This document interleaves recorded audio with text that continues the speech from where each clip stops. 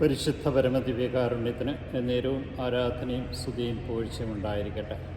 അനന്തകാരുണ്യത്തിന് ഉറവിടമായ കർത്താവെ, അങ്ങയുടെ ദിവ്യമായ സ്പർശനം വഴി സൗഖ്യത്തിലേക്ക് നയിച്ചവരെക്കുറിച്ച് ഞങ്ങളെ ഇന്ന് ഓർമ്മിപ്പിച്ചു.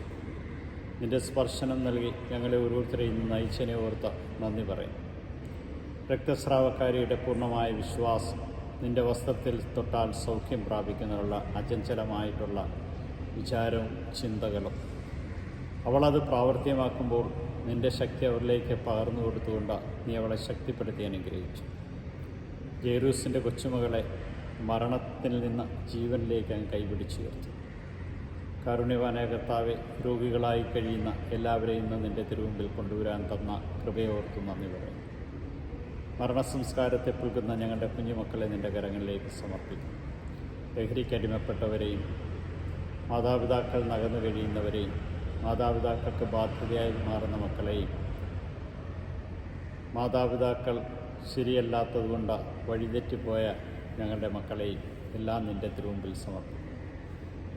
ജീവൻ നൽകുവാൻ, സമർത്ഥമായി നൽകുവാൻ ഈ ലോകത്തിലേക്ക് കടന്നു വന്ന അങ്ങയുടെ ദിവ്യമായ സാന്നിധ്യം ഞങ്ങളുടെ മക്കൾക്ക് നൽകി അനുഗ്രഹിക്കണം.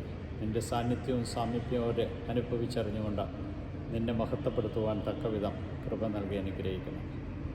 ഈശോയെ, നിൻ്റെ കൃപകളാൽ നിറഞ്ഞ് നിന്നെ മഹത്വപ്പെടുത്തുവാൻ ഈ ദിവസം നൽകി അനുഗ്രഹിച്ചതിനെ ഓർത്ത് നന്ദി പറയാം.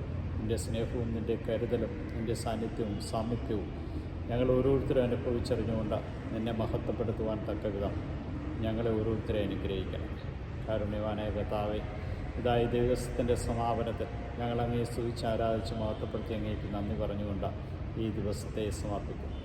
യൂതന്മാരുടെ രാജാവായ നസ്രേക്കാരൻ യേശുവേ, പെട്ടെന്നുള്ള മരണത്തിലുള്ള അപകടങ്ങളെ കാത്തുകൊള്ളണമേ.